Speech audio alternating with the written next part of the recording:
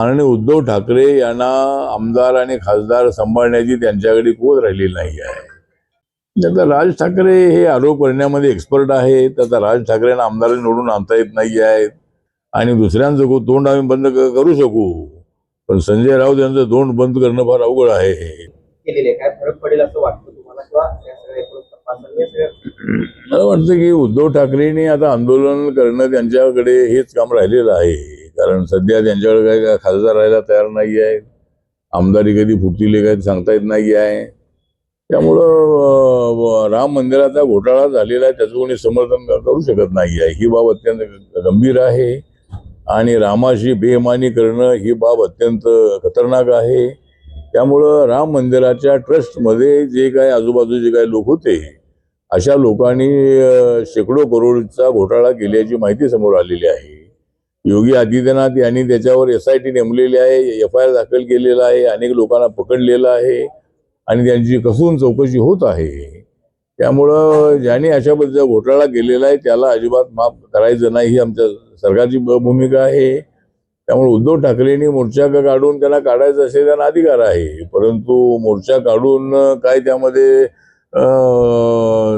काय मिळणार आहे काय मला माहीत नाही आहे. परंतु त्याच्यामध्ये राजकारण आणण्याचा प्रयत्न होतो आहे. झालेली घटना ही कुणी अत्यंत वाईट घटना आहे, अत्यंत धोकेदायक घटना आहे, अशीच भूमिका आमच्या सगळ्यांची आहे. त्यामुळं राम मंदिरामध्ये ज्यांनी घोटाळा केलेला आहे त्यांना आम्ही अजिबात सोडणार नाही, अशी आमच्या इंडियाची भूमिका आहे, BJPची भूमिका आहे.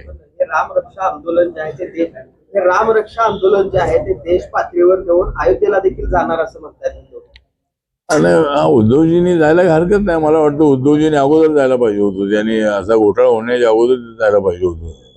घोटाळा झाल्यानंतर आता ते चाललेले आहेत, तर त्यांना आमच्या शुभेच्छा आहेत. त्यांनी जाऊन रामाचं दर्शन घेऊन यावं आणि पुन्हा असा घोटाळा होणार नाही अशा पद्धतीची भावना व्यक्त करावी आणि त्यांना जाण्याचा अधिकार आहे.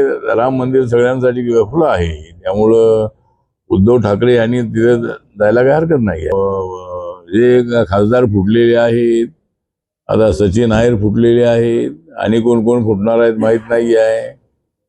पण माननीय उद्धव ठाकरे यांना आमदार आणि खासदार सांभाळण्याची त्यांच्याकडे कुवत राहिलेली नाही आहे किंवा त्यांच्याकडे राहून काय आपला फायदा नाही अशा पद्धतीचं मत त्या आमदार खासदारांचं असण्याची शक्यता आहे. आणि आम्हाला फोडाफोडी करण्याची गरज नाही आहे. त्या फोडाफोडीची अमित शहांचा कसलाही संबंध नाही आहे.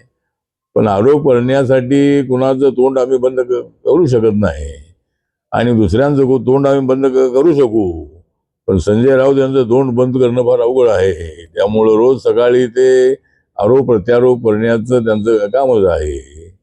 त्यामुळं ते एवढे शिव्या देत असतात, त्यांनी शिव्या द्यायला हरकत नाही आहे. त्यांनी संस्कृती सोडून त्यांचं काम चालू आहे आणि या ऑपरेशनशी कसलाही अमित शहा यांचा संबंध नाही. आणि मला असं वाटतं की हे जे ऑपरेशन आहे, ऑपरेशन टायगर ऑपरेशन नाही, हे ऑपरेशन देवेंद्र ऑपरेशन नाही आहे, तर हे ऑपरेशन उद्धव ठाकरेंचं ऑपरेशन आहे. तर हे उद्धव ठाकरेंनाच खासदार आमदार सांभाळता येत नाही आहेत आणि जाऊन ते भाषणं करतायत. लोक माझ्यासोबत आहेत, लोक आहेत तुमच्यासोबत, तुम्ही लोक अजिबात लोक तुमच्यासोबत नाहीत असं नाही आहे. पण आमच्याकडे एकनाथ शिंदेकडे एवढे लोक आहेत की एकनाथ शिंदेने 57 आमदार निवडून आणले, तुमचे फक्त 20 आमदार निवडून आले. त्यामुळे एकनाथ शिंदेच हे खरे शिवसैनिक आहेत, हेच खरे शिवसेनेचे सरसेनापती आहे, आपले शिवसेनेचे प्रमुख आहेत, अशी भावना शिवसैनिकांची असल्यामुळं अनेक कॉर्पोरेटर, माजी कॉर्पोरेटर, कार्यकर्ते, आमदार, खासदार हे मोठ्या संख्येने एकनाथ शिंदेच्या बाजूला जात आहेत. आणि त्याचं कारण हे आहे की उद्धव ठाकरे यांनी 2019 मध्ये केलेली चूक जी आहे की आमच्या महायुतीला सोडून, NDAला सोडून ते काँग्रेस राष्ट्रवादी सोबत गेले.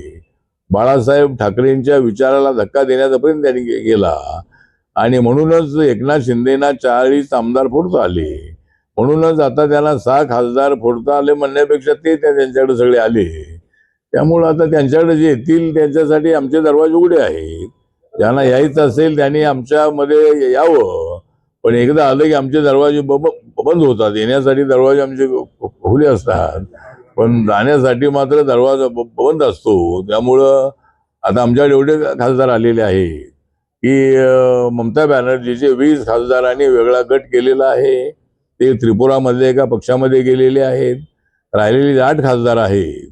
आता मी 24 तारखेला मी कलकत्त्याला चाललेलो आहे. माझ्या पक्षामध्ये सुद्धा अनेक लोक येऊ लागलेले आहेत आणि त्या 8 पैकी काही खासदार आमच्या कार्यकर्त्यांच्या संपर्कात असल्याची माहिती आहे.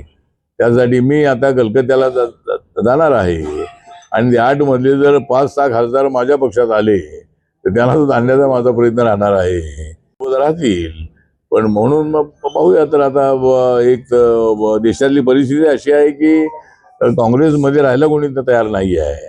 राहुल गांधींच्या नेतृत्वाखाली काय फार यश मिळेल असं लोकांना वाटत नाही आहे.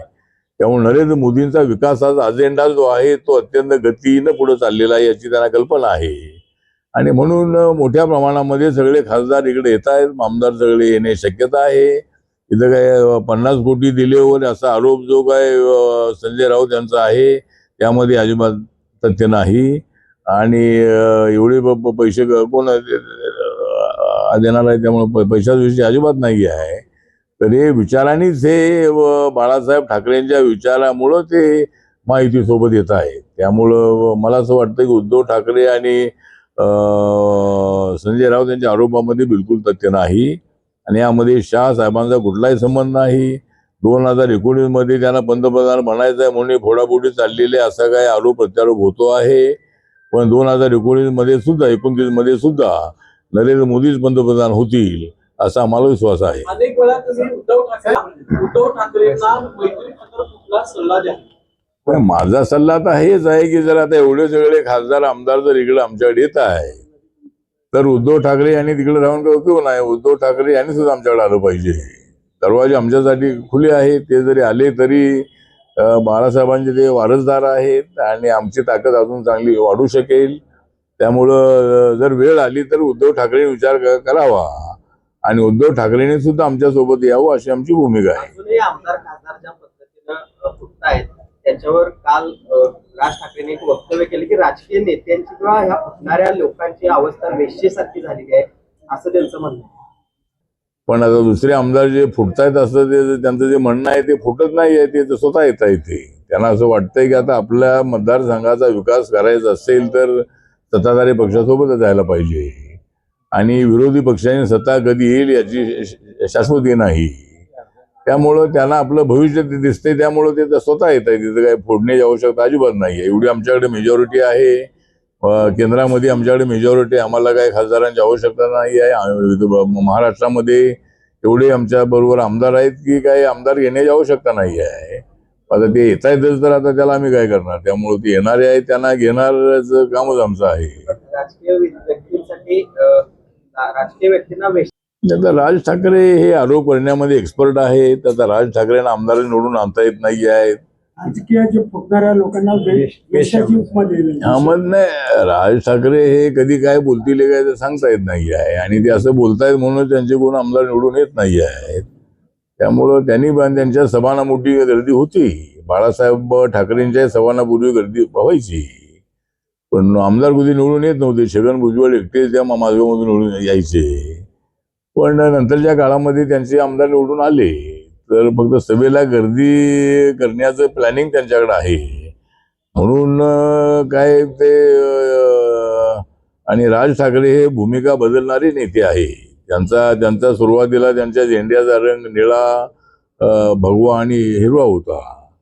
नंतर ते कधी मुसलमानांना विरोध करतात, कधी ते मस्जिदीला विरोध करतात, कधी ते मराठी भाषा बोलली पाहिजे म्हणून थोबाड मारण्याच्या संबंधाला आधी देतात. त्यामुळे त्यांच्या भूमिकांमध्ये सातत्यानं असा बदल आहे आणि मराठीसाठी आमचा अभिमान आहे. मराठी आमची भाषा आहेच आहे. पण मुंबई ही भारताची आर्थिक राजधानी आहे. त्या ठिकाणी मराठी बोलत राहिलो तर मला वाटतं की मुंबईचं इमेज हे कोलॅप्स होणार आहे. मुंबई आर्थिक राजधानी होण्याचं कारण हे आहे की मराठी माणसाचा त्यामध्ये मोठा सहभाग आहेच आहे. पण नॉन मराठी लोकांचाही मोठा सहभाग आहे कारण त्या ठिकाणी पुरा मुंबई प्रांतामध्ये सगळा गुजरात पण होता आणि मुंबईमध्ये जो माणूस येतो त्याचं पोट भरतं तो काही ना काही उद्योग करतो आणि म्हणून मुंबईचं नाव जगभरामध्ये आहे. म्हणजे मध्यंतरी तर मी अमेरिकेमध्ये ऐकलं होतं की अमेरिकेतल्या जमिनीपेक्षा मुंबईच्या जमिनीचे रेट फार महाग आहे. त्यामुळं मुंबई ही आर्थिक राजधानी आहे. त्यामुळं मला असं वाटतं की मराठीचा आग्रह धरणं हे अत्यंत अयोग्य आहे. आणि ज्याला मराठी त्यांनी शिकावं यासाठी ठीक आहे, पण रिक्षाच्या परमिटसाठी, टॅक्सीच्या परमिटसाठी मराठी आलंच पाहिजे, ते शिका नाही तर आम्ही ते रद्द करू, अशा पद्धतीची भाषा ही योग्य नाही आहे असं मला वाटतं. की मुंबई शहरामध्ये 60% नॉन मराठी लोक आहेत आणि मुंबईची सत्ता आणण्यामध्ये मराठी माणसांच्या सोबत नॉन मराठीचाही मोठा सहभाग आहे. त्यामुळं मला असं वाटतं की जी भूमिका घेतली जात आहे त्या भूमिकेला आमचं समर्थन अजिबात नाही आहे. आम्ही सर्व भाषाचा आदर करणारे आहोत, पण सर्वात जास्त आदर आमचा मराठीचा आहे. पण हिंदी भाषा आमची राष्ट्रभाषा असल्यामुळं ती अजिबात तिथे चालणारच नाही. अशा पद्धतीचा दावा केला तर मुंबई ही आर्थिकदृष्ट्या सबळ होणार नाही आहे. त्यामुळं म्हणून राज ठाकरेंच्या भूमिकेला आमचा विरोध आहे आणि कोणाच्या थोबाडीमध्ये मारणं ही बाब अत्यंत गंभीर आहे. पोलिसांनी कठोर अशा पद्धतीचं शासन त्यांना देणं अत्यंत आवश्यक आहे. आणि मराठी शिका आणि इथं 80% मुलं सगळी जे बाहेरच्या प्रांतातली आहेत सगळे मराठी बोलतात. अनेक लोक जे आमचे कर्नाटकचे आहेत, ते तामिळनाडूचे आहेत, तेलुगू भाषेचे आंध्राचे लोक आहेत, उत्तर भारतीय लोक आहेत, ते मराठी अस्खलित बोलणारे अनेक लोक आहेत. त्यामुळं मराठी कोणाला येत नाही असं नाही आहे. त्यामुळं असं कंपल्शन करणं मुंबईमध्ये योग्य नाही असं आपलं मत आहे.